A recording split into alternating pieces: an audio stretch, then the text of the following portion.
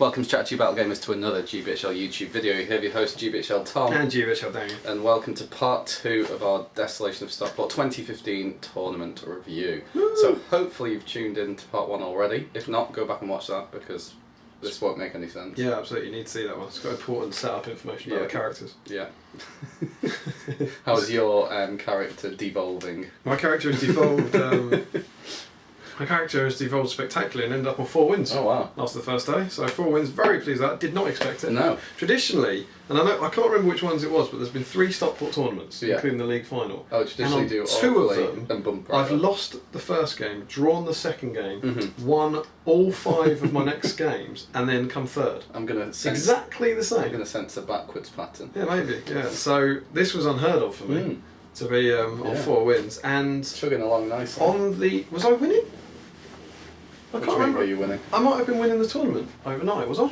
And there were more people on 4 wins, but Yeah. you maybe. will have been joint first. It's just on VPs. I was on the top table because Okay. we played in game 4 Yeah, and and I we was were on on- table 2. Yeah. And so I ended up on 4 wins after day 1. Very happy with that I dropped down to table 3. because you lost the last game. Yeah, So so you I was were on 3 3 wins wins. and a loss. Yeah. Still more good. than winnable. Yeah. You would expect the guy to win Stockport probably to get 6 wins. Yeah. Yeah. Yeah. I think is over a 7-win tournament. Yeah. So still, both are still remarkably Yeah. And if you sharp. win 7, then fair play. Indeed, fair play. It wouldn't happen though. No. So before we go on to day 2, we have the end of day 1, which is Yes. the evening's festivities. Yes. Which we decided to do in this video to kind of balance out the timings, Yeah. hopefully a bit, because we've got 4 games in the first day and the Friday night. Yeah. So we thought timing-wise this Yeah. balance out. So after the joy of our game and the crushing, soul-destroying, I think you actually apologised like about 10 minutes later. Yeah, yeah. Sorry if I was a grumpy. Yeah. After Theoden's great choke. Well, it's more that you usually like, you know, oh yeah, because it was a really great game, but I think I was still like, oh, why did you do that? It was like, it felt a little not like the ending you wanted Yeah. for that game, didn't it? Yeah. Kind of obviously not the ending you wanted. Yeah, but you wanted, yeah. if you're going to win, you wanted to do it because you just, if Hayden got the heroic move, you know, whatever, but you managed to fight through. Yeah. As it was, he legged it, so it's all Yeah. well. So, yep, that was about, I don't know, 6 o'clock or something, probably, finished. Yeah. And so we all then went out. And what did we do? We went to a curry house. To Mr. Ali's, isn't it? Yes. Which is where we've been traditionally on one of the nights Yeah. for Stockport tournament before. Yeah, and because there are so many people at Stockport, we said 62 there, plus the TOs, so 64 people, plus some parents. I can't remember if any parents came to the meal, though. But let's say 50 people at this meal, so there were about 4 tables, I think. Took over the between. restaurant, really, didn't we? Yeah. So, you know, you'd be in a group of around 12 that you were talking to. So we were with Steve and Jay and Ian Barry. Marley and Sean and Barry and David Jerry Alexander. Doyle. Yeah. Yeah. Good group. Yeah, well, it got off to a bad start. And you. Ian Marley decided to chuck his entire pint right all over me. So I was soaking from the waist down. It was glorious. He says. He owes me a drink for I that. didn't see this. As far as I'm concerned, he wet himself. All I know I don't is have he that came, much water He came in me. back from the toilet sodden. Apparently, Ian Marley. I think he paid Ian off. Can you say he knocked a pint off? I think we paid him off being like, go on, chuck it on them, go on. One of us paid Ian Marley to do something. So yeah, no, we had curry, which is really nice. Yeah, and that's good. they weren't doing it in the past. Whenever there's been like Yeah. 20 of us, they've said we'll do a set menu, and this time there were 60 of us, and they hadn't done that. So we just asked at our table rather than everyone, do you want to start? Do you want a curry? We were like, can they do a set menu? Yeah. And they agreed to Yeah. for 14 quid. Yeah, which was awesome. Good. So we got poppadoms and mixed starters and a curry and a Yeah. rice, Yeah, it and was then some sort of chocolate Yeah. after it or something. Yeah.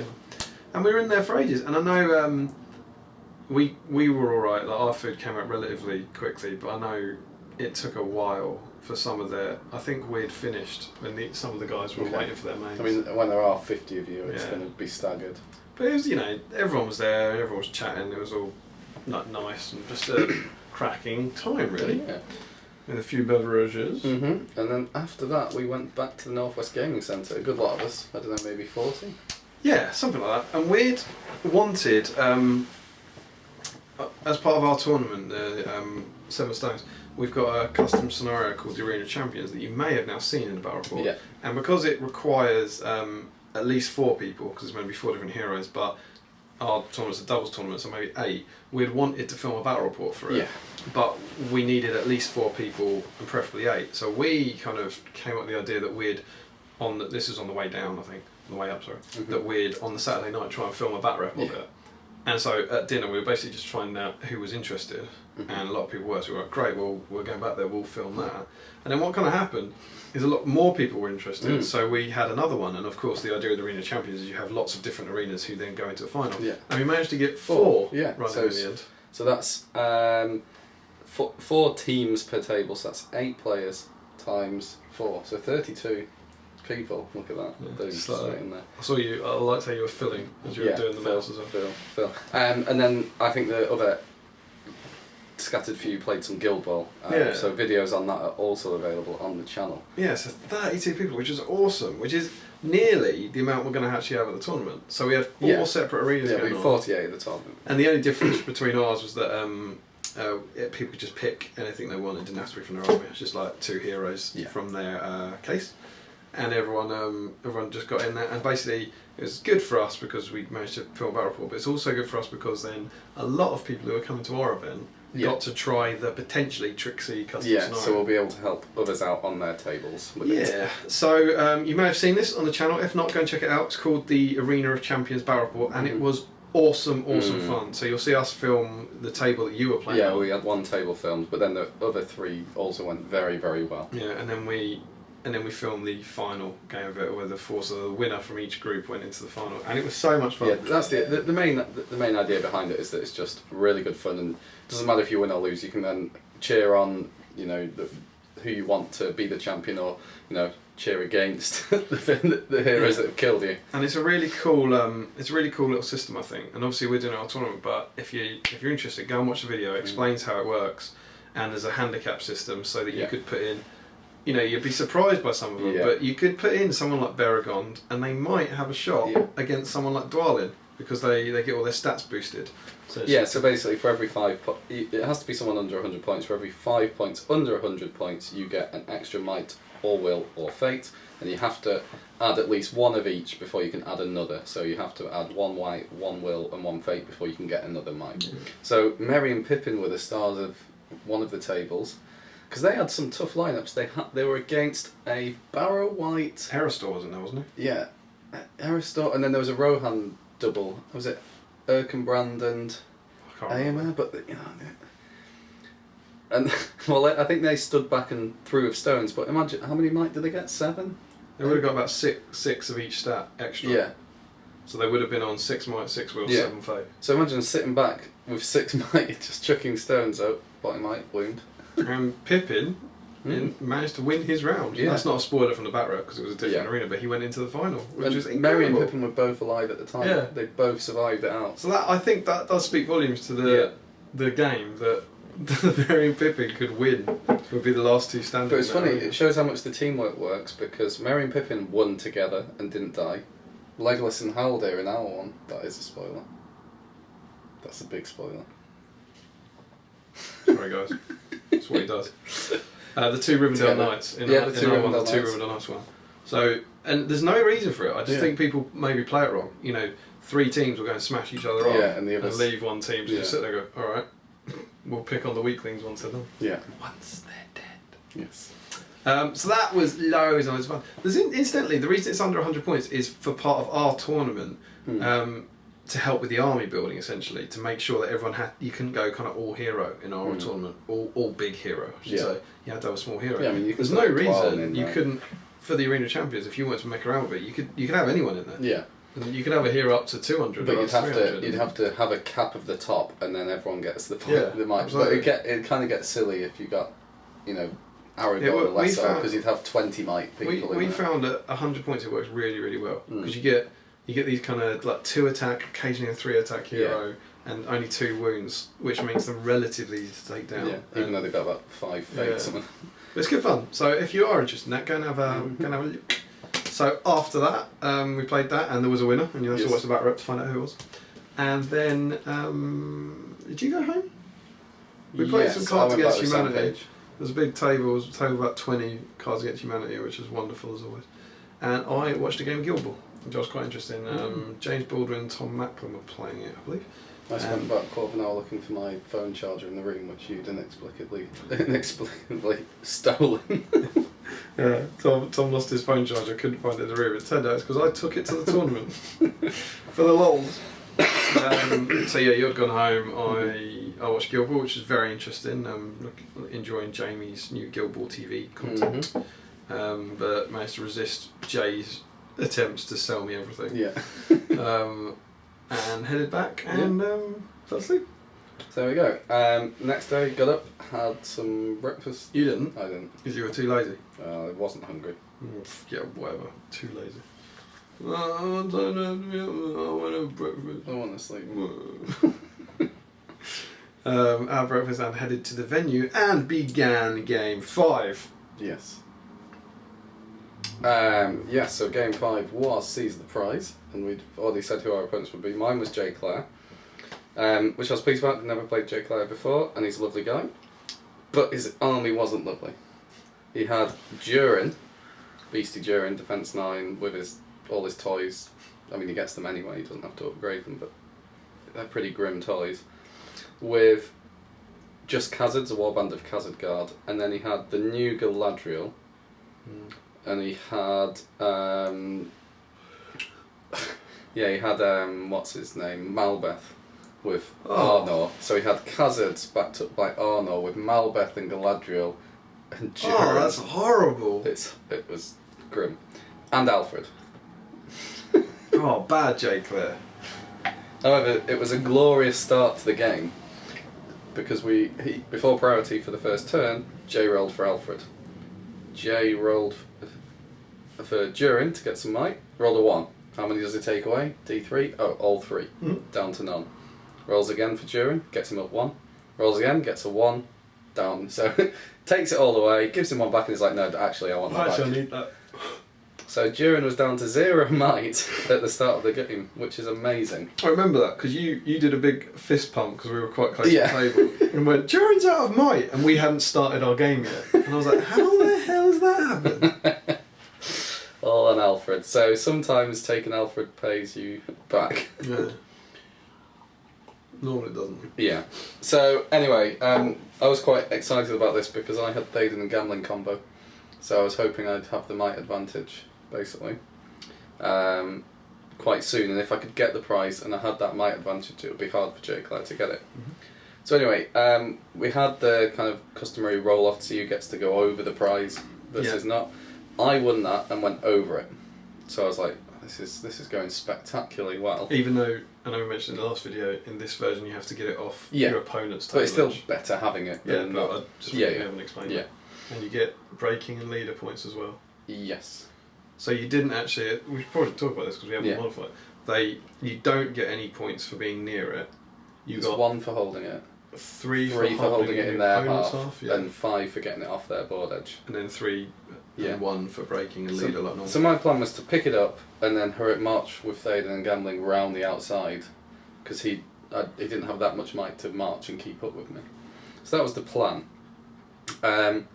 However, on the first go I rolled to pick it up, don't pick it up. Okay, fair enough. The issue is even with Durin without any might, he still has a much better combat line than mine. Even though I've got the high fight value, it's Khazard Guard, so I need 6s to kill them. I need 6s on the Arnor because they're all shields and spears. And he's chopping through me on 5s, or even 4s on some of the guys. So what Jay tried to do was, because Thaden was trying to dig up the prize, was get Galadriel and Durin on one guy and try and heroic combat through.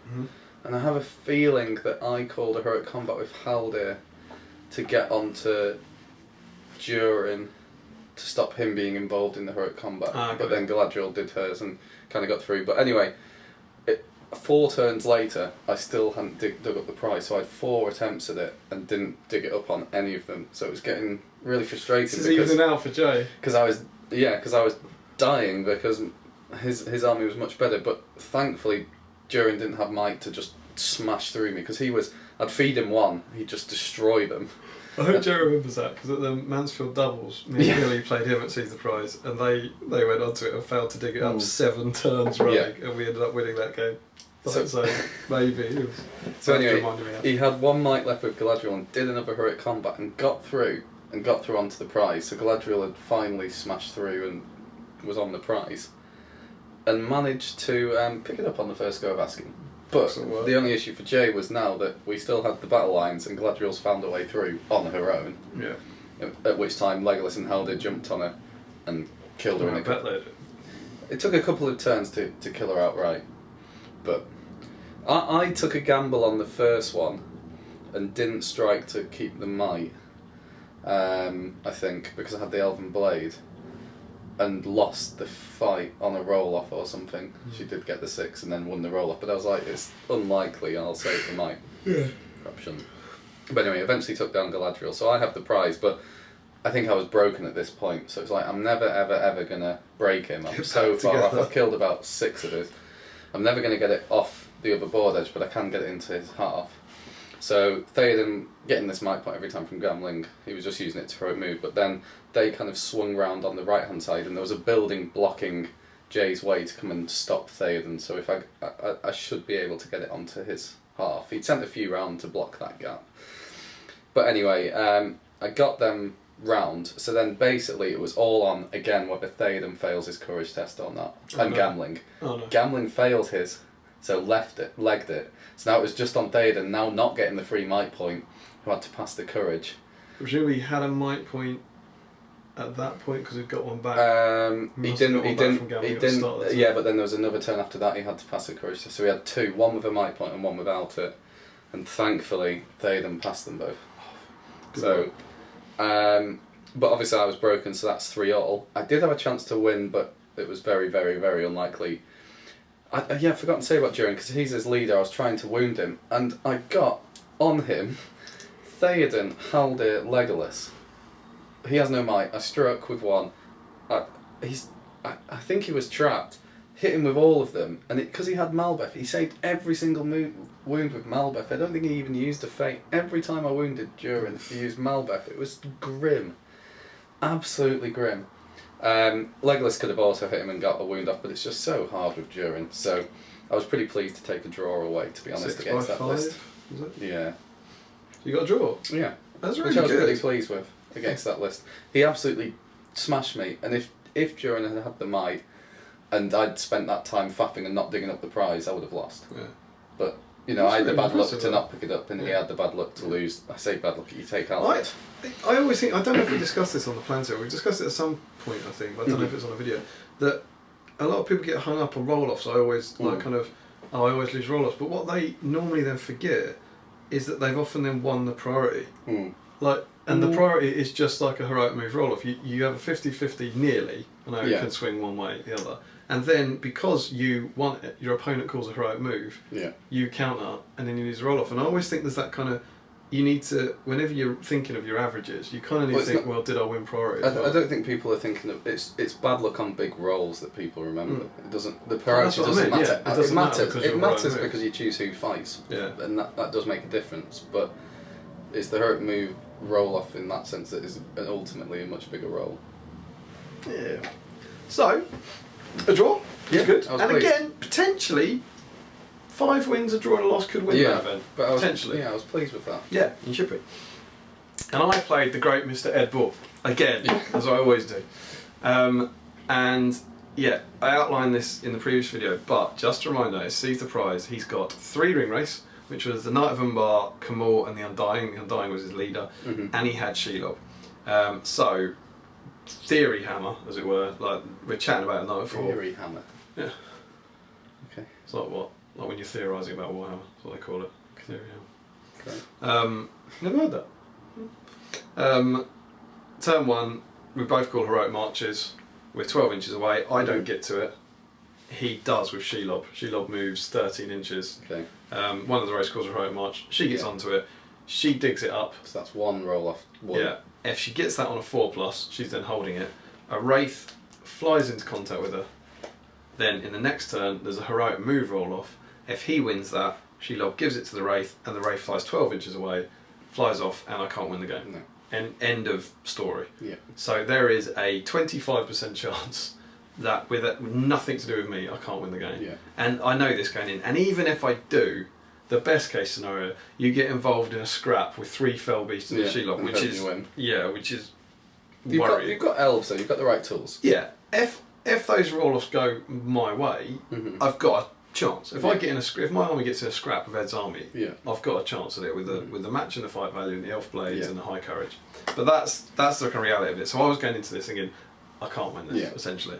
So deployed 12 inches away from the objective. Thranduil calls a heroic march. One of his Knight of Umbar, possibly, can't remember, calls a heroic march. We both go up. Can't remember who went first. But Shelob gets onto the objective, chucks a dice 4+. One down. So there he goes. Shelob has it in that turn. And basically at the end of that turn, I think there was a couple of spells cast. He managed to transfix Thranduil out to get him next turn, I think. Compel him out, sorry. He's got Shelob on the objective with a Fell Beast next to her, ready to be handed it, and then 2 Fell Beasts further back. Yeah. So next turn, if I do win the heroic move, I can charge Shelob and 1 beast, but the other 2 are safe. Yeah. And that's presumably why he's deployed them, so he can then get kind of counter charge and some spells. So turn 2 comes around. Oh, and I also, was it that turn? I think it was that turn. It really irritated me. I forgot to shoot with Leggy. Why? Because I'm an idiot. I was just. It was all about positioning and manoeuvre and those Did you rolls. move him too far? No, I moved him 4.5, ready to auto hit a Wraith, and just forgot to shoot him. So, just kind of when did you remember? In the next move phase, because it was so early on, and I moved everything full, so there was no shooting except him. Yeah. And who knows? But it might have nicked a fate point. It might, it probably wouldn't have done anything. But it's just one of those things. For God's sake! It's like if you're gonna make mistakes in a game, you can't make mistakes against Ed. Yeah. You can't lose that kind of 1 in 6 chance to possibly do it. But that not 1 in 6 to get a wound. Yeah, 1 in 6 to get, and then a 4+. But anyway, that happened. So the next turn, inevitably call a heroic move. And what was quite nice is there was a lot of it that was quite light-hearted, where because almost every turn there was a heroic move, the priority roll was utterly irrelevant. Yeah. Because everyone was in range. So every turn we went, the roll that doesn't matter, and I was like, who's it gone to? It doesn't matter. Heroic move. It's one of those games. And so big roll off. Yeah. Essentially, if Ed gets priority, if Ed wins the heroic move roll off, he wins the game. I win it. Yeah. And suddenly, and I was honestly like just playing it kind of light-hearted, going, well, it doesn't really matter. And then when that went, all right, it's on. So then. And my biggest dilemma, this is good, Thranduil had called it, everyone was in range, and he's quite good to strike. I didn't charge anyone with him, because they both caused terror. Yes. And he had no will left. Right. So there was a chance that he could fail the test and then cancel the heroic move. Yeah. So, and this happened actually throughout the game a couple of times, that my hero who called the heroic move just went, I go here, you guys go. Yeah. Because the move's more important. So then everything swarms in. I get about, 4 guys on the Fell Beast and 5 guys on Shelob or something. But most importantly, one's Fell Beast isn't casting and charging, and more importantly, Shelob can't pass the prize. Good. Yeah. So I got onto that. Then obviously the 2 other Fell Beasts come in and attack someone, I think. I seem to remember a Fell Beast being out here on 1 ranger, and we have some scraps. And I think in that turn, they went against me. That was one of them. Yeah. So you've got. I think this maybe Thranduil did go. Maybe that heroic move was the 3rd turn. Okay. I think possibly that time he still had the will or something. Okay. But there was a turn early on. No, sorry, that's all completely true. It was the next turn. So everything I've said is true so far. Okay. Next turn, heroics again. I think Ed got it. I couldn't swear on it, but I think Ed got it. But maybe with 1, didn't get everything. Yeah. And what you end up with is, I must have got it. I've charged the Undying with Tario and a bunch of elves surrounded. I've charged. So you've got the 2nd roll off now. I've won another turn's roll off. I must have done. Then I've charged Shelob with a bunch of guys, and I've charged a Fell Beast over here with a bunch of guys. Okay. And he's got 1 beast left, who then charges in to Tariel Right. to pull Tariel off that combat, but because mine was a heroic move, I've then got guys at the back who then trap the other one. So Tariel can fight either of those. Then in the fight phase, I've got Thranduil and 5 elves, I think, trapping Shelob. Yeah. I charged her. She's got 1 attack, but she's got the higher fight value. Question for you, Thomas Harrison: do you call a heroic strike? Knowing how precious your might is in this game, and you've got, I don't know, 7 attacks. Yeah, you're going to get got 6. 1. It's a 1 in 6. Yeah, risk. I think you don't call a heroic strike. I didn't call a heroic strike. She got a 6. I was like, oh, come on! Yeah. But I think very deliberately I'd called a heroic combat with Tariel before that to fight her one just in first. case there was a hurl. Because I knew there'd be a hurl into her. Yeah. So Tariel does her heroic combat, which is now not against the Undying, but against maybe So did Cabal. he strike with any of his against? I don't think he did with the... Because they'd be tying anyway. Yeah, I think he might have been low on might. I don't think either he didn't strike or we both struck. Yeah. No, Tariel couldn't have She's struck. combated. But yeah, can't have done, I guess. So her combat goes first, and I managed to win. Yeah. And I thought about it briefly. Whenever I was doing ferals, I'd always strength 4. I'd always go for the wraith, needing 6s. Yeah. All my elves need 6s by 4s against them, and only 6s against fell beast. And I've got a lot of. I had some fainters in there, some two-handed, and I thought, I'll go for the beast. Yeah. Did a couple of wounds on the beast, and then Tariel stepped up and killed off the beast. Yeah. Brilliant. Like, that's good. And I was like, that was pretty, so boof, wraith on the floor. I was like, that's fine, I don't care about a wraith on the floor. Yeah. It's the dragon I'm worried about. Yeah. So I was like, good job, Tariel. Then Shelob wins this fight. She gets to move. Oh no, it's the wraith. Yeah, still the wraith was still alive, so it didn't get to move again. But that was fine. Yeah, the combat was to fight first. Yeah. Shelob then wins this big fight and throws, and I think knocks Tariel down, as memory serves, or something. By this point, I've remembered to fire with Leggy, so he's like popping off shots every turn. Yeah. So that was good. And then basically, I was then like, okay, because you know what happens to that army once one goes down. Yeah. So I'm like, okay. And then they didn't all go to me, but I think the important heroic moves, I was up by the end of the game. So maybe the next one goes to me. Well, it's the early ones you need to get. Like the big swing one way or the other. If you've won the first 2, that's a massive help because it's helped you get that one down. Yeah. Let's say you got the first 2 and he gets the third. That's different to it being 1-1-1 because you've got the 2. Yeah, big ones. Yeah. And also, as soon as it's not just them charging; it's that they're not immobilising your heroes who can then strike against the beast. So in the next turn, I can't. It's always the way with games get said that I can't remember exactly what happened in what order. But he's now got Shelob in the middle and a fell beast on either side. So Tariel then charged into the Undying, who was her first target, with a bunch of elves, and I managed to get a bunch of elves on the other 2 beasties. Again, this is definitely the time when Legolas or Thranduil are doing heroic moves and not charging either of them. And you're on Shelob as well at this point. Yeah, on all 3 of them, all the time. The next turn, I managed to, I think, win all of them potentially. Undying's trapped. Elves do a wound or 2. Tariel goes in, woof, takes down the second fell beast. Wraith drops, and then as this goes on, those 1 or 2 of those wraiths. So there's one wraith left now. There's one wraith on a fell beast left. Yeah. And Shelob, and I'm like, okay. She then, I think that was again maybe a heroic combat for some reason. So she then leaps over here. Next did she kill? So did the Undying die? I just have no. I mean that's not right, but I have a feeling that she was able to move again for some reason. It might have just been the next turn potentially. But I won against Shelob and couldn't do anything with her defence. That was really annoying me. I just couldn't cut through. And of course, remember Shelob's got the prize. Yeah. Yeah. And then I think it was that he's got 1 fell beast left and I think 1 wraith on the floor at the moment. And because the other one's gone down just by swamping him with elves and running out of will and eventually getting that 6. Go over, trap the fell beast. Tariel goes in, do a wound with the elf. Tariel, boom. Tariel kills her 3rd fell beast. And I was like, this is good. Yeah.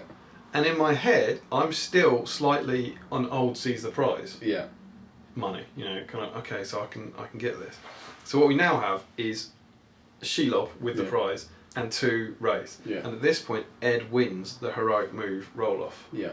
which is a big one, because he then kind of half legs it with Shelob, who's got the prize, which is of course the right thing to do. To where? Your side of the board? No, but more importantly, away from a lot of my models. Yeah. Because he's got the prize. Yeah. So even though I've broken him, the Undying's still alive. Yeah. And I suddenly realised... You've not got the leader and you've not got the prize. And the Undying's still on a lot of... and you've not broken it? No. And the Undying's gradually running out of fate. And it came down... And I was thinking, hang on, so he's going to... If Shelob survives, he's going to win this. Even though it's right, and this is the way in SPG sometimes, I was bossing the table. You know, by this point, there's the Undying on foot and Shelob. Yeah. And I had all my heroes alive and a lot of elves. Yeah. I don't think I was broken, as Rory says, but I was like, okay, come on, we can get this. And managed to get some guys on Shelob. I think I did a wound on Shelob, but she passed the courage test. And then the last turn, I swamp Shelob. Last turn, and I get 3 guys onto the Undying, and the Undying wins the fight, which would have trapped him and killed. I think he had like 2 will left or something, which would have been his fate points, and I would have had loads and loads of attacks at him and taken him out. And as it was, he fought them off, so stayed alive and kept the game going. Yeah. And at that point, he could well have won it, but thankfully he wasn't at 25%. The game didn't end. And in the very last turn, and it was going to time as well, it was getting incredibly close, Shelob was on about 5 wounds remaining, and I got Thranduil and Tariel and about 6 elves onto Shelob with some spear supports. Could you strike? I can't Probably remember. Not. Maybe, but if not, if he doesn't get the 6, didn't get the 6. And I managed to win and do about... I rolled the elves and did about 3 wounds or something, and Tariel stepped up knife in head, Shelob dead. And I was like, huh. And so then suddenly Shelob goes, prize gets dropped, and that must have been... No, it wasn't time, it was 25%, that was it, because he's down to 1 more. The game ends in, I don't know if it is in the original season prize, but it is. So, no one's got the prize. No one's got the prize, and you don't get any VPs for being near the prize. No, and no leaders are dead. No leaders. But you've broken it. And I've broken it. So you win on the breaking. So I won because of the breaking. I won something like 1-0 or 3-0 or something, just because of that. And it was one of those ones where I was suddenly like, oh God. Yeah. Like that was actually, because I was still thinking, as long as I'm close to the prize, I'll win. But no. But if he 25% on the turn and dies, it was actually really, really close. And, you know, he's got a Wraith with like 2 will left. He's not in a position, but he very, very, very nearly got a draw. And yeah, so it was good. And I couldn't believe I'd come through it. And more importantly, Tariel, who I have championed for years. 3 fell beasts and Shelob. That's fairly impressive. She was awesome for me. Absolutely awesome for me. They just needed 5s to win Felby. She was just walking around smashing up everything. It was brilliant. So I was delighted to have come through that. I didn't really know how I'd done it, but I was really, really chuffed. I think winning those 2 roll-offs is pretty big. It gives you the chance, right? I won more roll-offs, but then if you're playing the Felbeast army, you need to win more. It doesn't really matter about the winning more. It's just that those 2 times, the first few. Yeah. But if you still got to do it right? Yeah, absolutely. But it's a good game, like I said. It's always a challenge playing it. Yeah, it's massive. It's always tactical. But like you say, if you get the moves with that army, I've got the stuff to beat him. The Palace Guard bodyguard was brilliant. Oh, that was so good. No courage tests. That was incredible. Oh, Thranduil did a Nature's Wrath as well, just to get 4 will. He tried it. He got in range of all 4 of them. When I think they all 3 of them, they all had 1 might left. So I thought, this is the best chance I'm going to get. So I was like, I'm not expecting to come off, but just try and get him. Yeah, draw some. How many will does he chuck? He's only got 1 might. He needs a 5. Yeah. And I think I got 4 out of the Knight of Umbar, and he got a 6. But I was pretty pleased with that, just dropping him down. So yeah, a great challenge, but very chuffed for my new army to get a win against the Felbeast. No, that's really good. So you're on 5 wins. But I wasn't particularly pleased with it, because next to me were 2 horrendous looking. I think they were both Goblin Town. So it was like Chris Murphy's Goblin Town, and I can't remember who he played, but I think was it Billy? Did Billy have Goblin Town? Yeah, I don't think he was playing Billy, was he? I can't remember, but maybe it was James Long. Neither of the armies on table 2 looked appealing. No. But who I will play, we'll find out soon. So yeah, 5 wins. So where did people finish in the tournament? I think J. Clare finished 11th. overall with his pretty tough list, especially with Malbeth in there. And Ed finished 4th. 4th. And So if you're out there, kind of keeping track of this, you're seeing the gaps. Yeah. Where we're doing alright at the moment. So yeah, Ed's won Stockport the last few times, hasn't he? So did my bit. yeah. Yeah, Stockport's usually a happy hunting ground for Ed, but you spoiled the party this time. Okay, so next game. Lunch then, wasn't Oh it? yeah, lunch. Same Subway thing. Yep. Oh, and that's when the painting competition was. Yes, the Mid Sussex War Gamers Which was competition. awesome. Yes. So a anonymous benefactor had donated a very large cash prize, very generous, so thank you for that. And there were 2 categories. There's a hero or cavalry and monster, wasn't it? Mm-hmm. And you could enter a model and there was a large cash prize. And the entries were check out the videos that are available. Generation Shift's got a video of them. Who else did Sam did one? Yeah, they're on the Mid Sussex War Games. Yeah. And we're going to put the awards presentation at the end of this video, so you'll actually see who won it. But well, there was some great stuff. Matt Davis had sculpted. I'm sure you might have seen pictures, but he converted and sculpted Bomber blowing the horn. That was brilliant. On a little Erebor battlement. So it was the Champions of Erebor Bomber with the whole horn coming round. It was amazing. Steve Crow did an amazing Sauron burning Gilgalad. Strangling Gilgalad. Which was a deleted scene from the movie, but that was awesome. Just incredible. Sculpted flames onto it. Obviously, James Baldwin had put some good stuff in. He had kind of converted Radagast on the Eagle. He'd repositioned the wings on the Eagle, and he was carrying an Uruk scout. I have no idea how that thing stays up. Yeah. It's like, if you go and look at it, there's a rock about that thick, and then an Uruk falling backwards, and then the Eagle is balancing on the Uruk. And it's like quite how that's pinned. Yeah. Like through those weight somewhere. Those eagle ankles. Incredible work, lovely work, with a resin base, which was gorgeous. So they were in, somewhere in the monster. There was a kind of cavalry to monster base category and a single foot model. There were loads of them. Yeah, there were loads of. All the painting was excellent that people had put in. We're just shouting out about the ones that really were converted, kind of standout ones. And there's some nice spiders in there, which was. Yeah. Is it Ian Spiller and? Was it Andy? Yeah, it's Andy. Andy. I feel like I can't remember that's her name. But really, really great stuff, and that was an interesting kind of little addition to the tournament. Yeah. Which is nice. Ian Spillers Spillers was the eagle swooping to pick up a warg, wasn't it? That was his. Mm-hmm. Andy Brown. That's it. He'd done the spiders, and they were at the Throne of Skulls. He has like a full spider army, which is cool. So yeah, that was really good, and we all got to vote for our entries on that. Mm-hmm. And then we went into Game 6. Yes. So yeah, Game 6 was Hold Ground. Hold Ground, yes. So you come on wherever, and I'd drawn against Dave Shearer, which is cool. I played him once before, and I think we did a tournament review about it, and I decimated his Uruk-hai with shooting from. Oh, that was when I'd taken the Grey Company force, so that'd be why my shooting was effective. So yeah, he had Elladan and Elrahir on horse, and who was Glorfindel on horse, and then 2 warbands of High Elves, including a banner.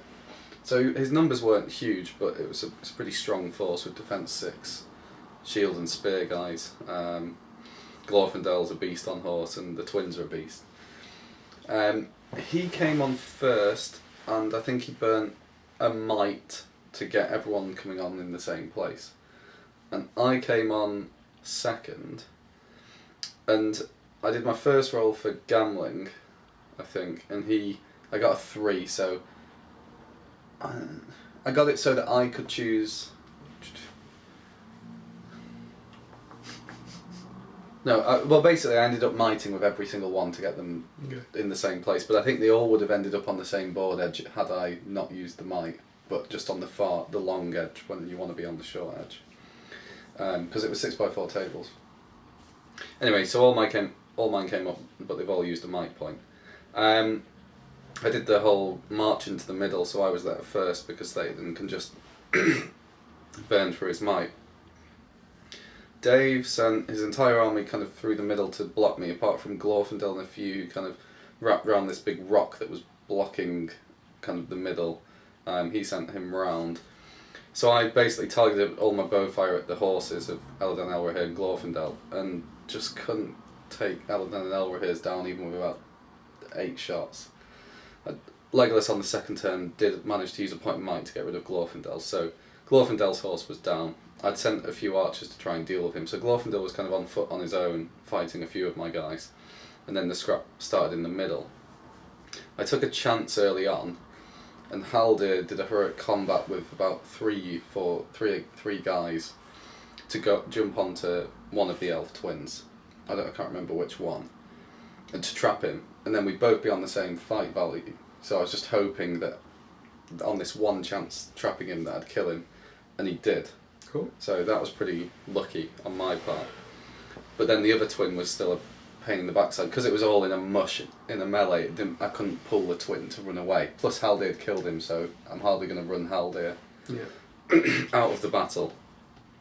And it was just really a war of attrition in the middle. We both had a banner, we both got the fight value, and we're both just trying to kill. He kills me a bit easier on 5, so it was pretty even.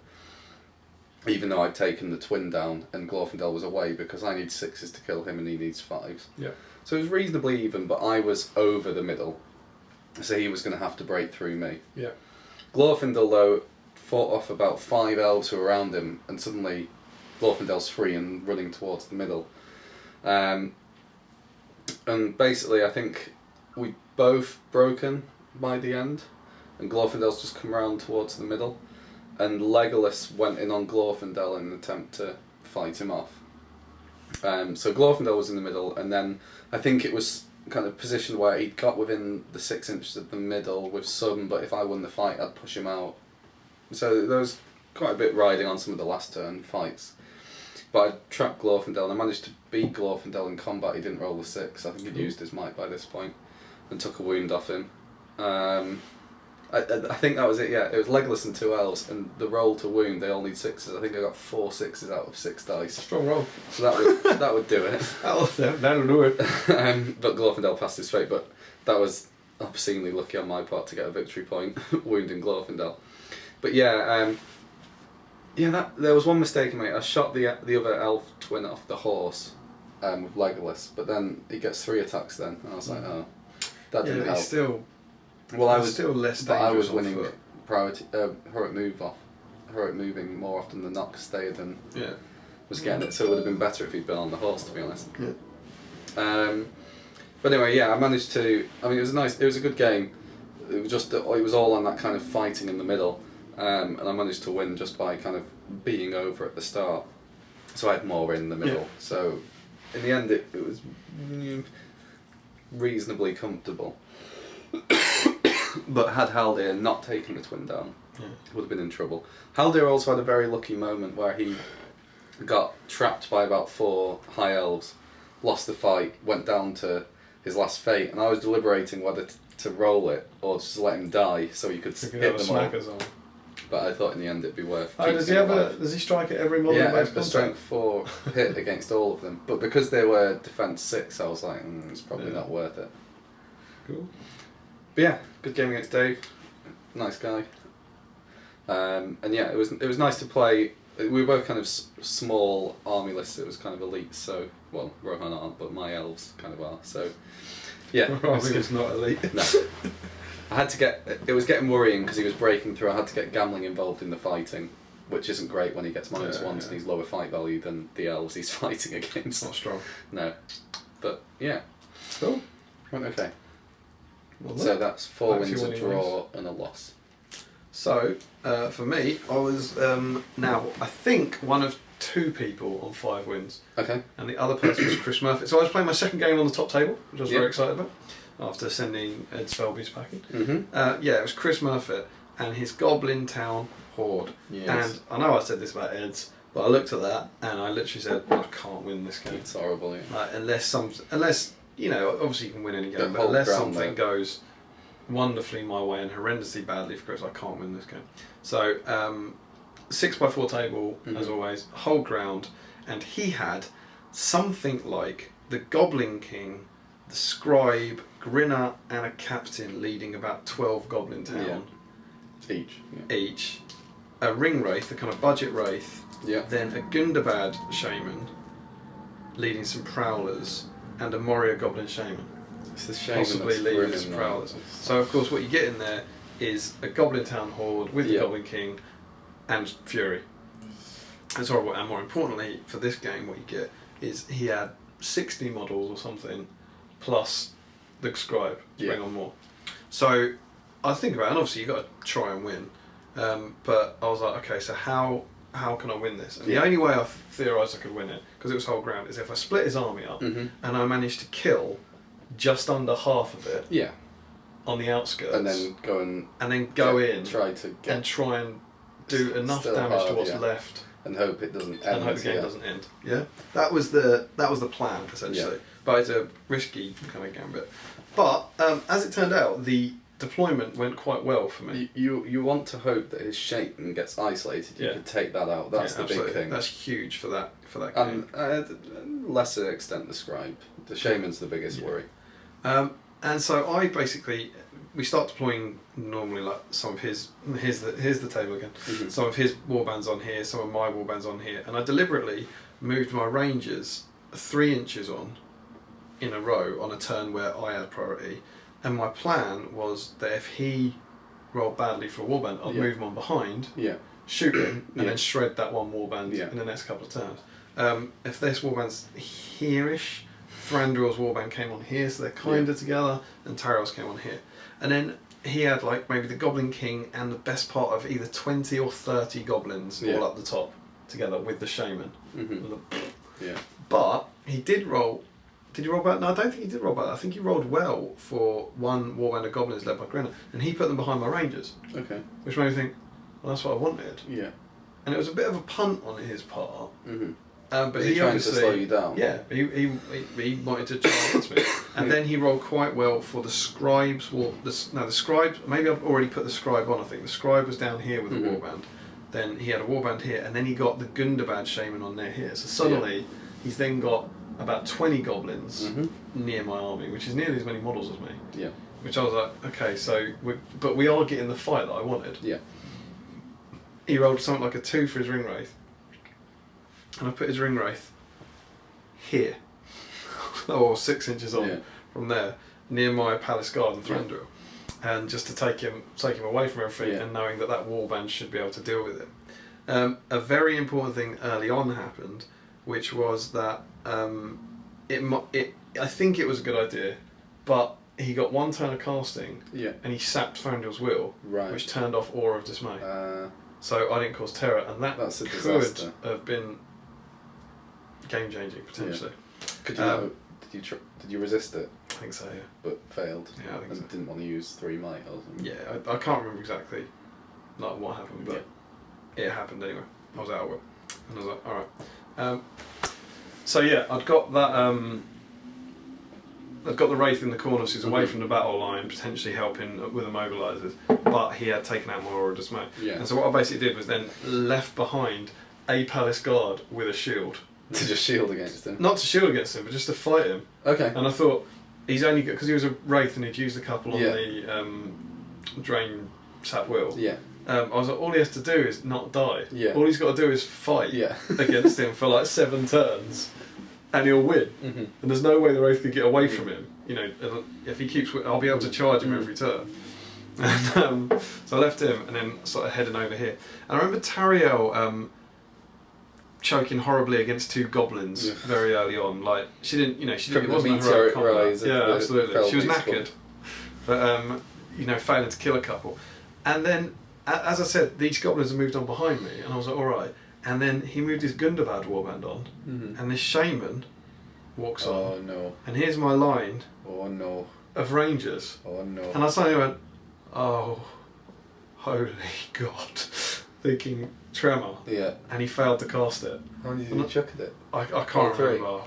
No, I think he did 2, and it's a 5+ or something, isn't it? But he had might. Yeah. And I was like, One mile. And that was like, Yeah. huge, because if Yeah. it had done that, horrendous. Yeah. So that was good. And I got some shooting off. How do you do it? Can you get two? It's a straight line from the shaman, I think. So can you only get one line? You can't get both ranks. Or you could kind of... You could probably make it go slightly diagonal. I only had one rank left. Yeah. Oh, okay. It was only so one you line, just get line all ranges, of it. yeah. But then he rolls 2d6 for the distance. It could have been horrendous. Thankfully, I didn't come off. Cheers, Chris. And the scribe's come on over here, as I said, Yeah. and he's passing his test and more goblins coming on. So I shot a load and I killed a bunch, which I was pleased with. But because of the scribe, the nature of it is that isn't helping my plan. Mm-hmm. Because as long as there's more coming on, I'm going to kill a Yeah. load, but he'll still have loads more. Yeah. But he was bringing them all on at the bottom to help in this fight. So I was like, alright, so I killed a few. The next turn, we had a heroic move roll off, I think, because of the position of heroes. He won it. So then suddenly charges basically 2 goblins into each of my rangers.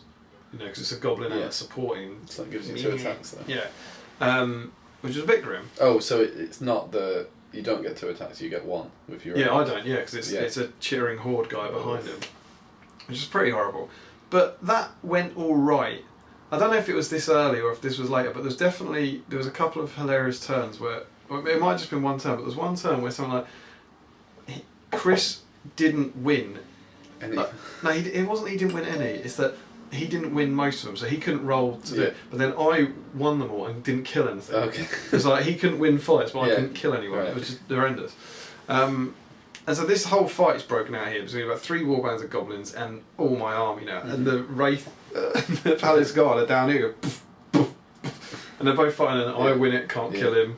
He's not wasting any will on spells. He wins it occasionally. The Palace Guard survives, and he's going like 7 will, 6 will, 5 will over the game. Obviously the Scribe's a problem, and Leggy auto hit him in one turn and killed him, which was fantastic. Doesn't he have a fate? Yeah. He failed. But he's only defense 3, so it's just a 4+ to wound him when he failed his fail. I was like, yes! So that was good. But all the time, now sitting on the objective in the middle is the Goblin King, a Shaman, and about 20 or 30 goblins. Probably about 20, I think. So I'm thinking, well, it's still going to plan, as it were, but it's just, if I fight my way through here, I'm in huge, huge trouble up there. And more importantly, he's put the big fat Goblin King in front of the Shaman, so I can't auto hit the Shaman. Because I think I had a couple of turns of taking pot shots, and he went, no more of that, thank you very much. He actually went to lie him down, and I was just like, just move him over there, right, I can't see him. Yeah. So, that was a bit grim. So this whole fight's broken out down here between all my elves and everything. And I think I'm gradually getting the upper hand in it. But I am losing models, and this is the game I mentioned in the first video, where all my rangers went down. Yeah. I don't know, maybe my first 8 models that died were all rangers, because they went down to goblins. Yeah. He's got, he's fainting and piercing striking with every goblin he's got. 2 of them attacking 1 ranger. And it's just a bit grim.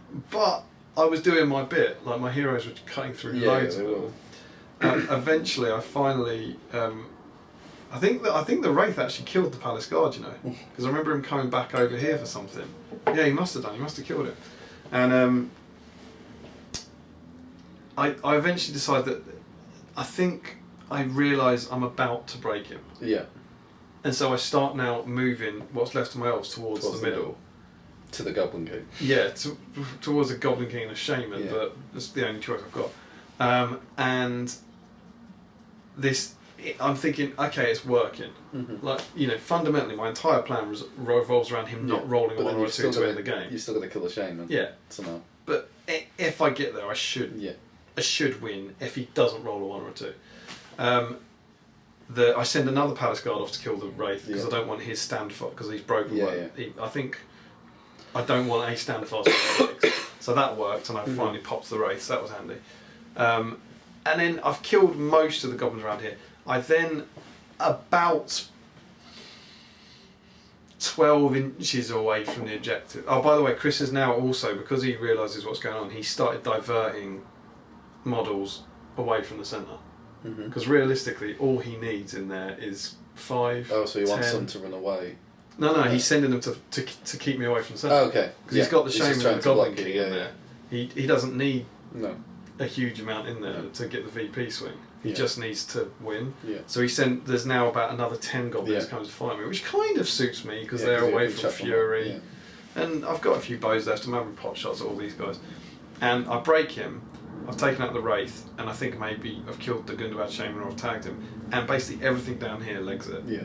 There's only a couple of goblins left, but which is exactly what I wanted. So I was like, great, so they're gone. They're now going in. He's broken, but it makes no difference because of the Fury and the Goblin King.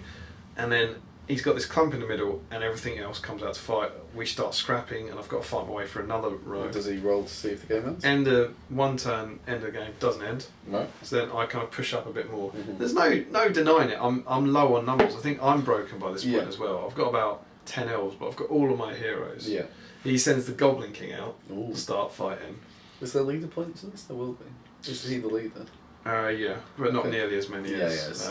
and the Goblin King at this point is, on full health. Yeah.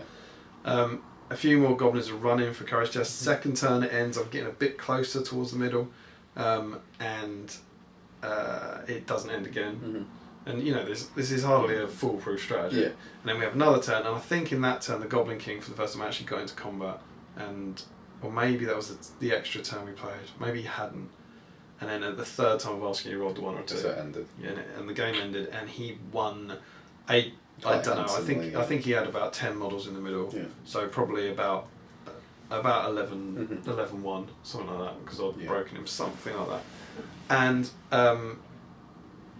much deserved. There wasn't, in a purely mathematical sense, from about turn 3 onwards, he was winning the game because of the centre. And I was never winning the game. It's hard to beat Goblin Town, especially with the Shaman. At those this is the thing. Scenarios, you needed the Shaman to be isolated. Hands down, the Shaman. I mean, not just the Shaman, but the way he played it. The way obviously he played well and he timed me out. But the Shaman won it for him because if that Shaman hadn't gone, they'd have all run away. They had 4 turns worth of courage test. The Goblin King, I think, would have gone in there. He would have got through his will. Then everything else would have gone. Now, we then played another turn just for the fun of it to see if it would have changed. And the score changed, but he still won. I think he won by less. Right. But he still won comfortably. And there are ifs and buts. I think if the game had carried on if he'd never rolled 1 or 2, I might have won. Yeah. But it's not the way of it. You're not very likely at all to get that. No, and equally, the Goblin King was still munching around. Yeah. So, it wasn't going to happen. But so well played to Chris. It was a really, really, really fun game. Like, considering it's the it was still good fun chopping up the goblins, right? Yeah, you could at least get through them. It's a very good force. As soon as you put a Shaman in, it's a very good, and all the numbers and the scribe and But really enjoyed it. Really, really good game. But that put my reign of terror to an end. Yeah. And bumped me down. So 5 wins and a loss. Yeah. And with that, we went into the final game. Yeah. And I had an absolutely horrible draw. I was up against James Long's Reaver Filth. So it was a warband of Reavers with the Golden King, who I despise. Then Harad, was it Harad Chieftain? Who was his Harad stuff? He had some Harad archers and 3 Haradrim archers and 9 Watchers of Karna or something. So equally grim. And what else did he have? He had Moran Orc Spearman with a Ring Wraith. So it was the Shadow Lord, that was it. So it's fairly horrible list.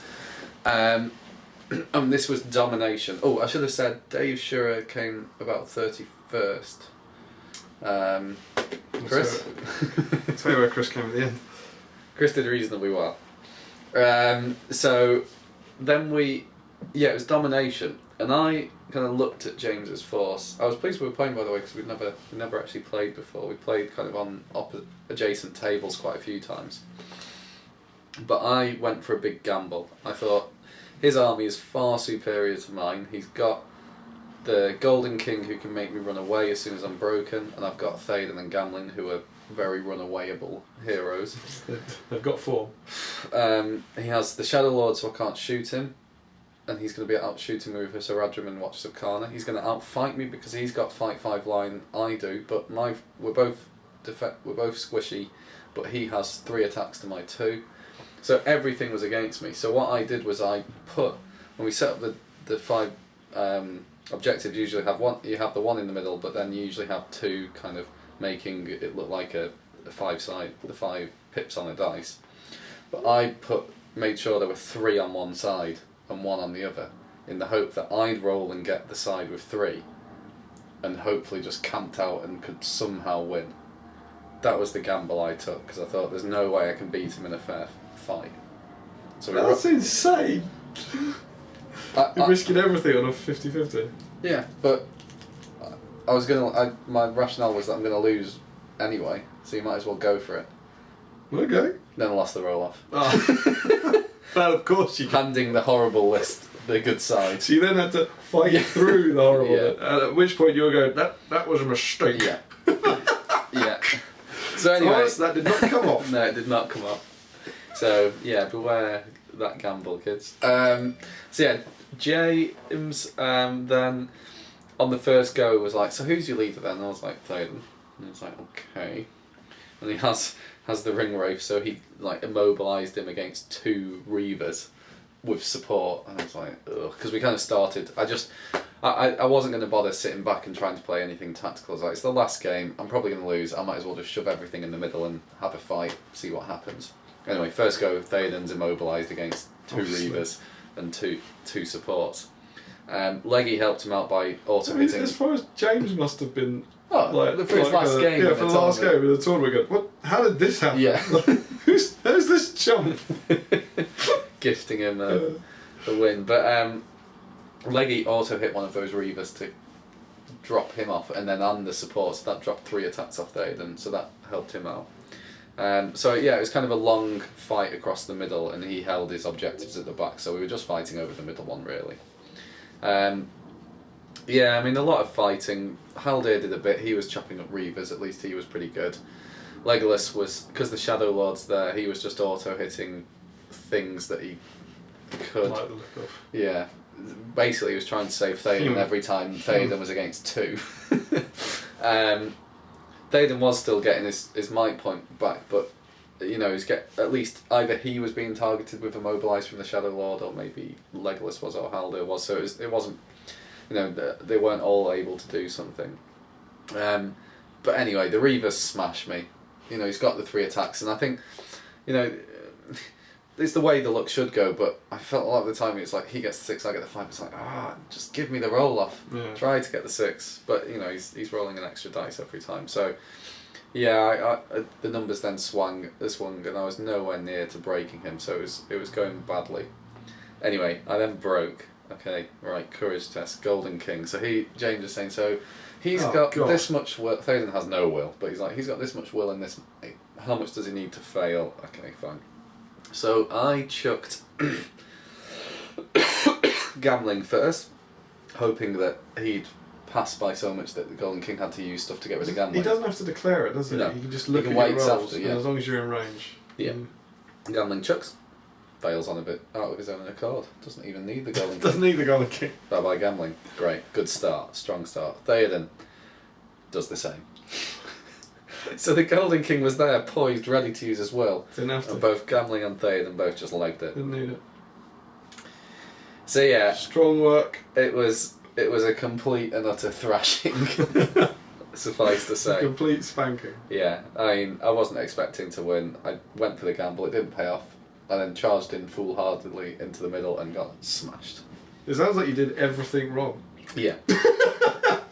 Yeah, it was a fun last game though. James, even though his army is utter filth, he's top guy. Yeah, he was really nice. And there was one instance where he was really nice about something. Did he just give you a brush to remove your models? No, that was it. Well, I say really nice. It's like, is it nice or is it just he's so far ahead it doesn't matter? So I think Leggy shot his leader, who's the Golden... No, I got a wound on the Golden King, who was his leader. And he was like, you can have that. No fate. Didn't take fate. You can have the VP. Because he had all 5 objectives. Yeah. He didn't have all 5. He had more in the middle. He had his 3 that I'd gifted him on his side, and I had 1 at my end. So I got some victory points. Cool. But yeah, it was a bit of a crushing defeat. But yeah, and then James finished third. Yeah, so well done, James. I think he fell foul to the goblins as well. Yeah. That was Yeah, I think he defeat. played them in the fourth game. Yeah. I think it was him or Yeah, it would have been Chris, him I or Chris, would've yeah. And they're both played. horrific lists to play, because the Reavers would do damage against your elves. Fight 5, yeah. And it was Chris did more than enough damage against my elves. Yes. So for my final game, I played Alan Liddell, which completes the Scottish set of 4 for me. He's the only one of the Scots I haven't played, which was cool. And again, at the end of a tournament, when I was on table 3, you're a bit not worried, but you don't. Yeah. Your last game, it could be a tough game against a filthy army. Yeah. Whereas you want to have a bit of fun. And so I got on table 4. but you got a good player. I mean, you want a good game. You want like a nice way to end it. Nice against Reavers. You know what I mean. James is nice. Yes. He'll smile while he crushes you. So I was really pleased when Alan rocked up because I like him a lot and I hadn't played him. And at this point, it's probably worth pointing out because it was in the back of my head that as much as my solid chance for winning it had gone, I was currently on 5 wins and a loss. Yeah. And Chris, who had beaten me, was on 6 wins. Yeah. So if he lost, I could theoretically win the tournament still. No, because Michael Romby, who was playing it, was on 5 wins and a loss. No, he wasn't. Was on 'Cause 6 I was wins. beating him. Yeah, he was on the same score as you. So you'd have to get a higher VP swing higher in VP domination. swing than him. Yeah, exactly. Which is so unlikely. I think there were then 4. If Chris lost the game, if Chris had 2 Murphy wins tables this worth last of game, he will win the tournament straight out.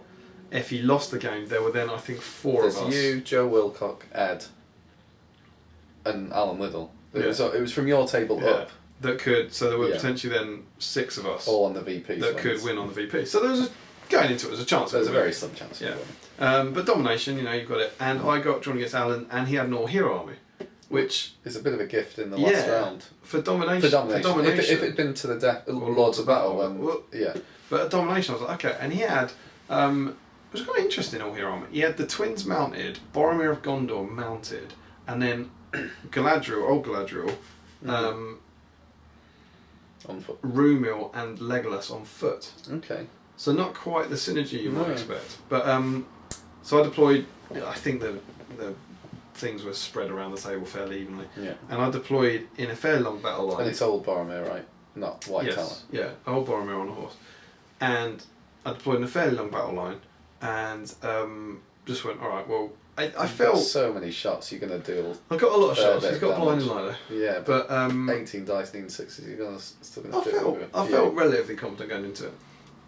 But there was kind of like this killing zone, and then some houses and walls. And he had Galadriel, Rumil, and Legolas up here camped behind a wall near an objective, and then he had his 2 twins and Boromir ready to charge in. And he was understandably hesitant about that. He needed to come out for one turn to get me the next turn.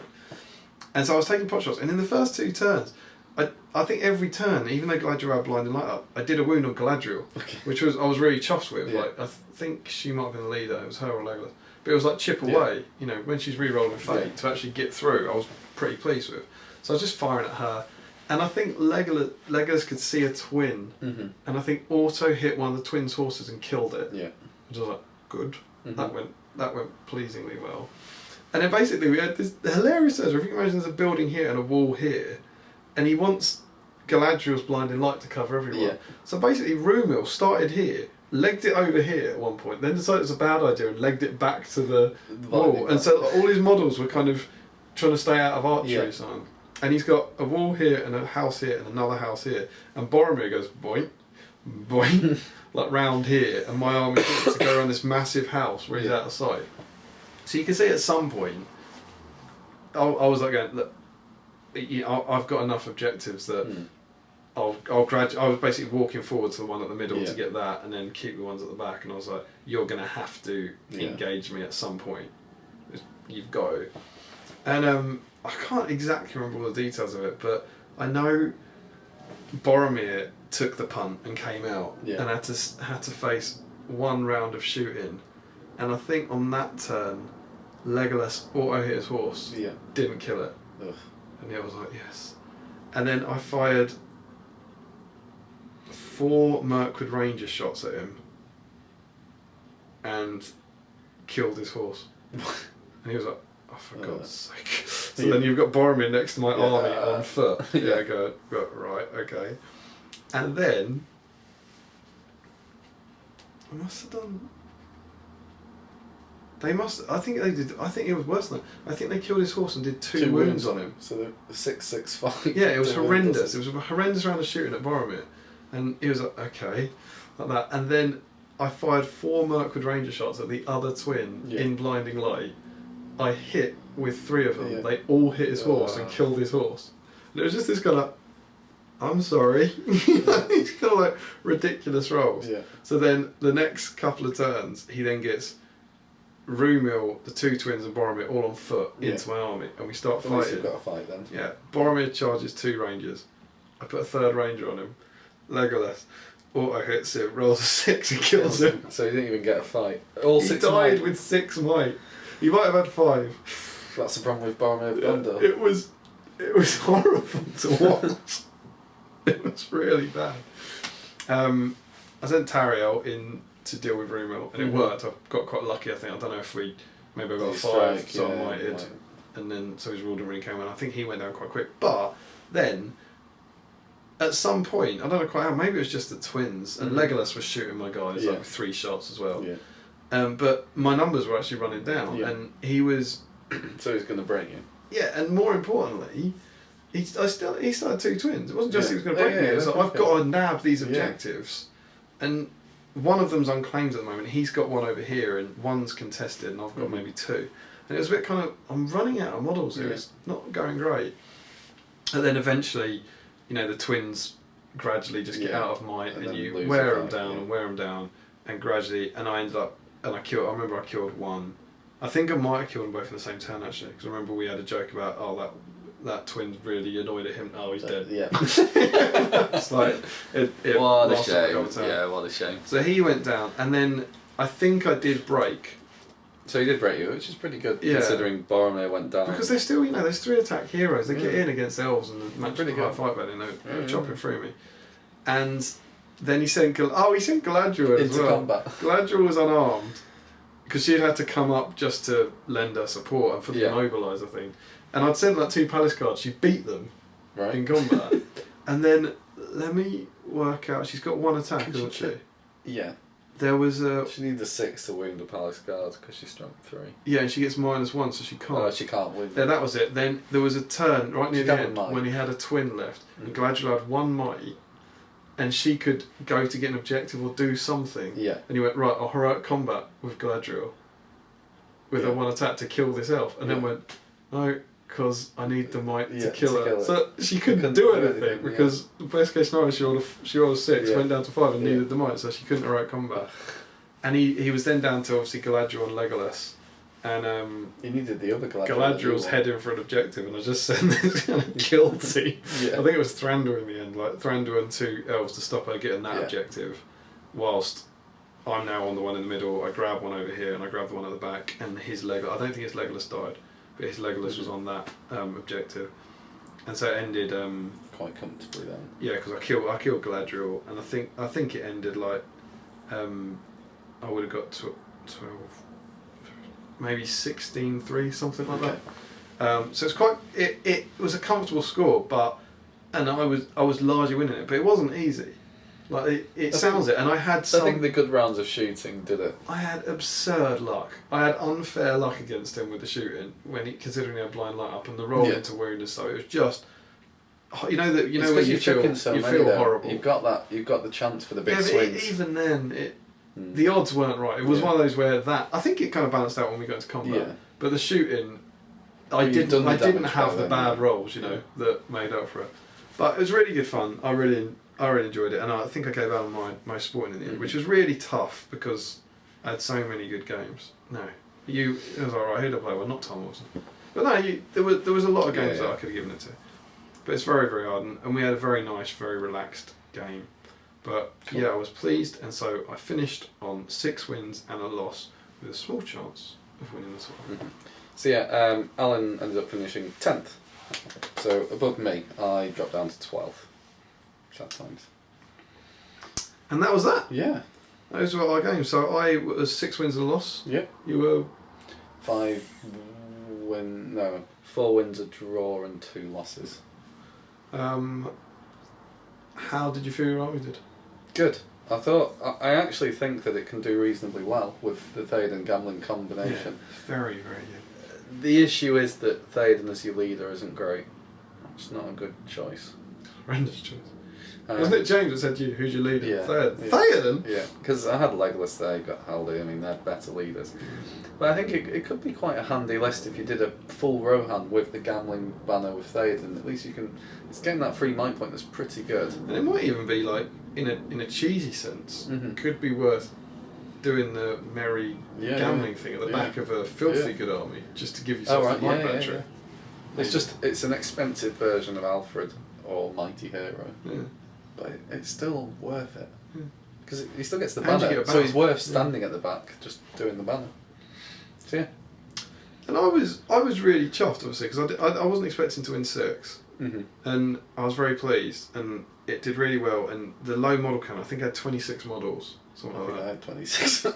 We had about the same number, though, didn't we? Because gambling's so expensive. But it means that as soon as you lose them, you're in trouble. Yeah. But they're all good. Yeah. Like Bodyguard, the Palace Guard were great. Yeah. For me, but as good as it was, I just think it did really well against everything. But you're always, it's not quite. I mean, it's not say it's just not got. It's not quite optimised enough to win the event. I'm still going to keep trying, but it's like that kind of. You're always going to come up against.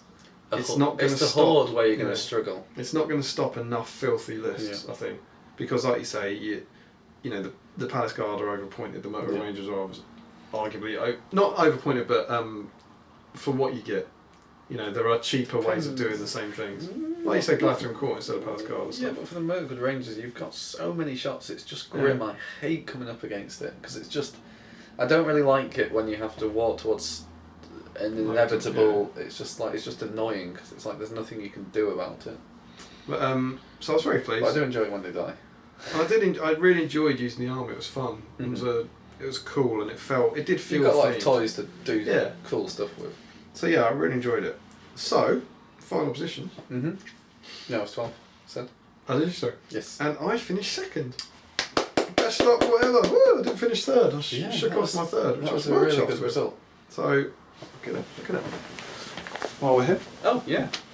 Yeah, that's, I mean, I think realistically I'd have said you'll get top 10, but 2nd place is pretty damn good. I was well chuffed. You were lucky because Ed and Joe Wilcock drew in the table above you, which helped you bump from table 3 up to 2. Yes.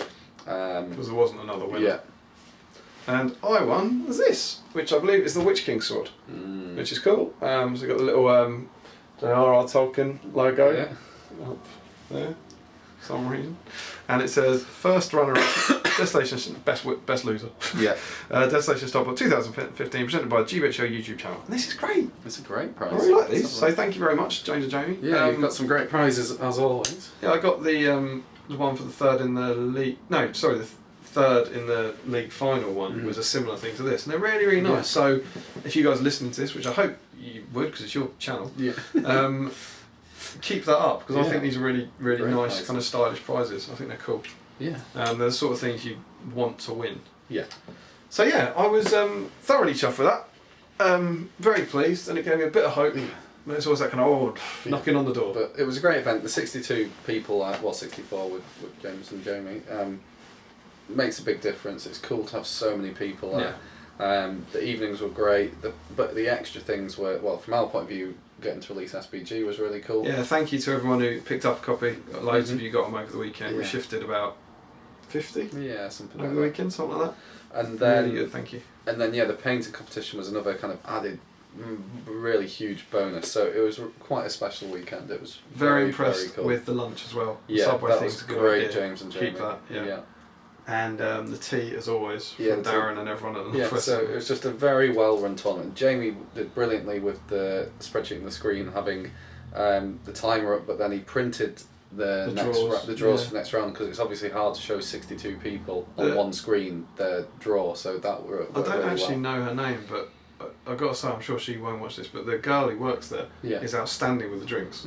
Like, she was genuinely coming round to everyone's table. Yeah. Oh, and we didn't mention this because we mentioned the planter, but Acthon gave me Yes, mug. the mug. Yeah. Obviously, you've seen us drinking out of him, and we did mention it plenty. But Alistair gave us the mugs. Thank you for that. And Akthon gave me that mug, and I was drinking out of it for the whole tournament. Yes. And got 6 wins. So that's your lucky become my Don't drink my good this luck weekend because you're going to lose. Yeah, absolutely. Yeah. I'm going to take it if I take a competitive army to reinforce the positive. Yeah.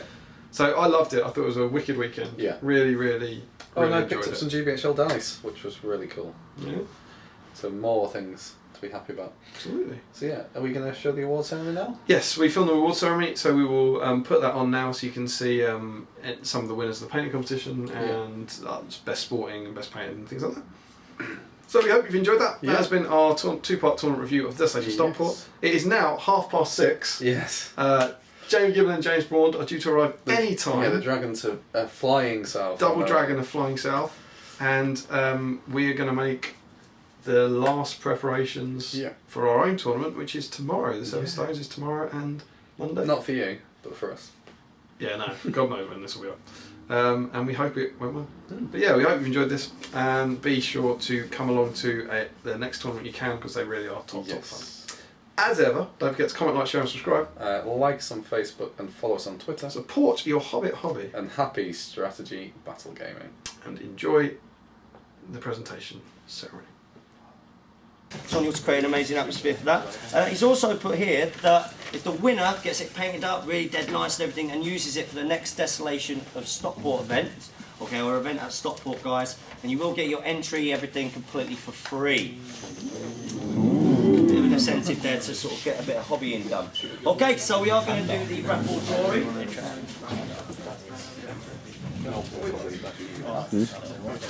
do have tickets, Giblin. Make sure you check.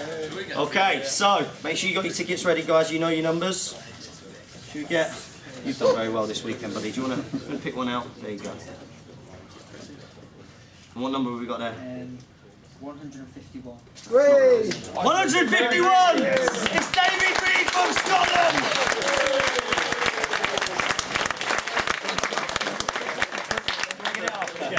Get it up! Absolutely fantastic.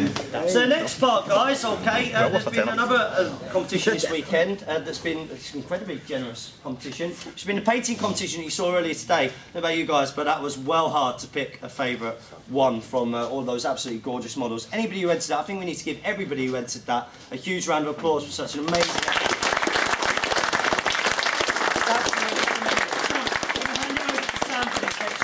for the Mid-Sussex War Gamers painting competition. Start. Well, I'll thank my anonymous donor first. A few of you know who he is. If we give him a round of applause, I know he watched a YouTube video because he's donated all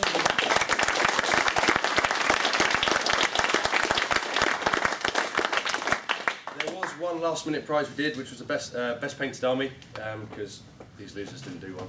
So we stepped up to the plate. Didn't you also promise around the drinks as well? We did it. You've done that? Okay. That's been fulfilled. That's been fulfilled. So this is just a small, this was basically the leftover money I had, and best painted army goes to James Baldwin.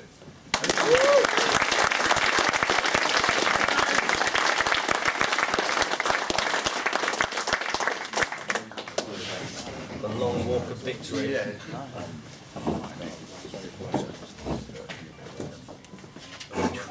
Yeah. Well done. Thanks, Sam. Fantastic army.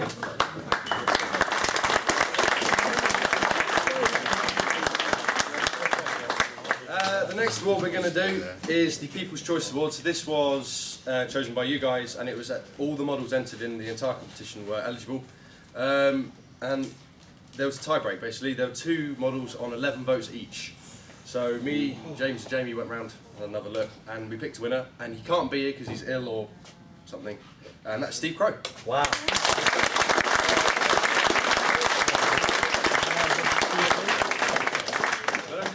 The model that Bonnie was Sauron burning Gildan. You want to know what I'm saying? Well done to you. Thank you. Right, now we're getting on to the big stuff now.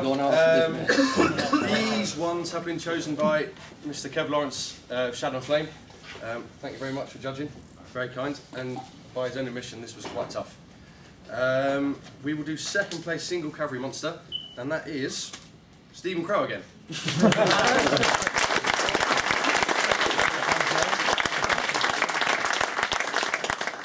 Now, in first place, I'm not sure I don't show it. For the, this was close.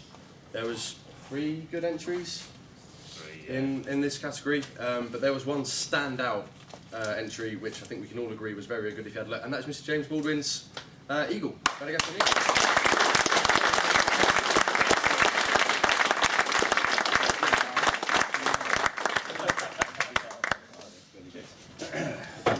Next, we go on to the single miniatures. This was also quite close. There were more models entered. There were some fantastic entries. The more and more I looked at it, the more and more I found it harder to choose. He's walking away with all of them here. For another round of gas, it's James Baldwin.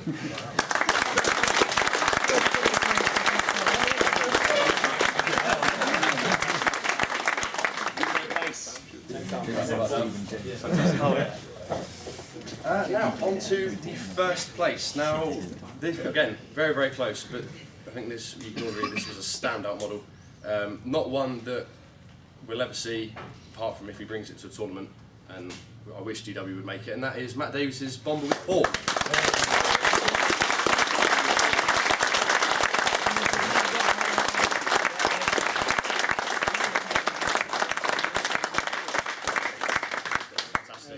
Well done.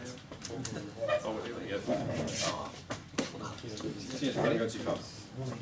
And now we move on to the overall winner. So after making Kev sweat over picking 4 entries, I then made him pick the best one out of all of them, and that is Matt Davies.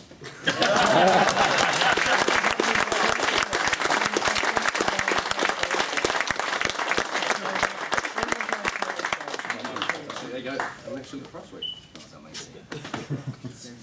That is all the prizes for painting. If we can give a big round of applause to everyone who entered the model, because the standard was fantastic.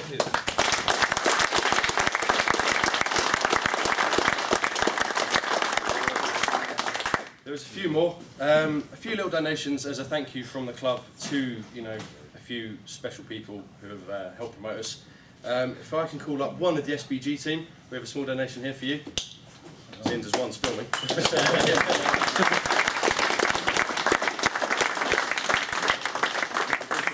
Support you've given us. Thank you very much. Thank you, Sam. That's all right. The next donation, even though he's refused to take it, is one for Kev Lawrence for giving me his time.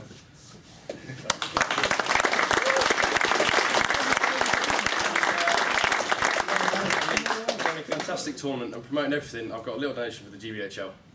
Thank you very much.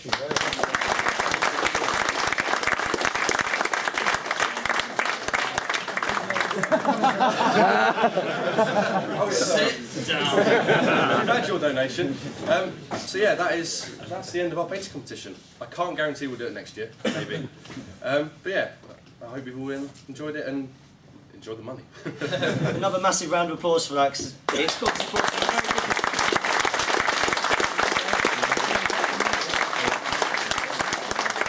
Okay, so just a couple of quick little things to go through before we go to the main event of the Desolation of Stockport, which of course our winners, our top 3. First of all, okay, yesterday when you all came in, we all gave a big massive thank you to a certain someone who decided to very generously come around and put chocolate on everybody's chairs. It now appears that that was a bribe, because I have learned that today is his 30th birthday. So let's all sing happy birthday to Mr. David Alexander, everybody. Happy birthday to you. Happy birthday to you. Happy birthday, dear David. Happy birthday to you.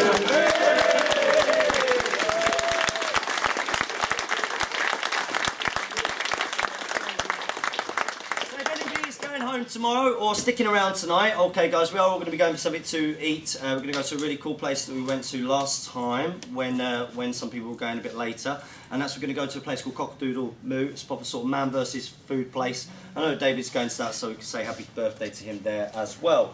Okay, so shall we get to the business of our winners? Yep, so starting off with best sporting, or most, I keep saying that. Most sporting, it is a 3-way tie, so we true SPG style, rolled the dice to decide who was going to win. And it was Mr. Barry O'Neill.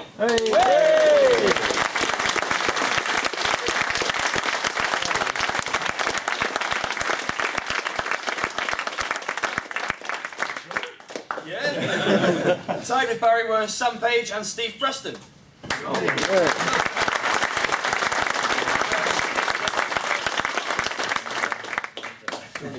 So, third place gets £10 from Slayer Gaming and our, what is it, Sting? No, this is Glandry. Is it? Yeah. Okay. Is it? Yeah. Fair enough. Glandry, isn't it? Yeah, no, it's gone. It's Glandry. It's a sword. Let's just stop proceedings for a second. That's Glandry. Okay, cool. He was once the Lord of Middle-earth. It was Mr. James Long who came in third place. Where is he?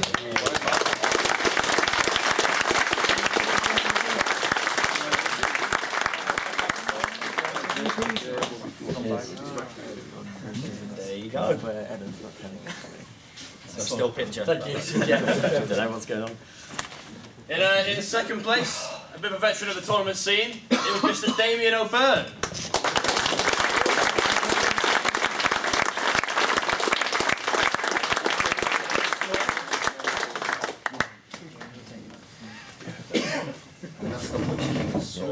It's the Witch King's sword. Promise you.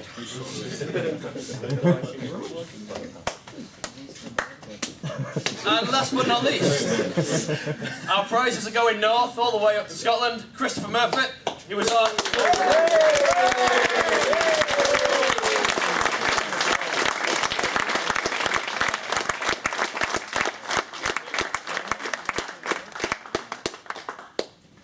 Here you go. And this is Andoril.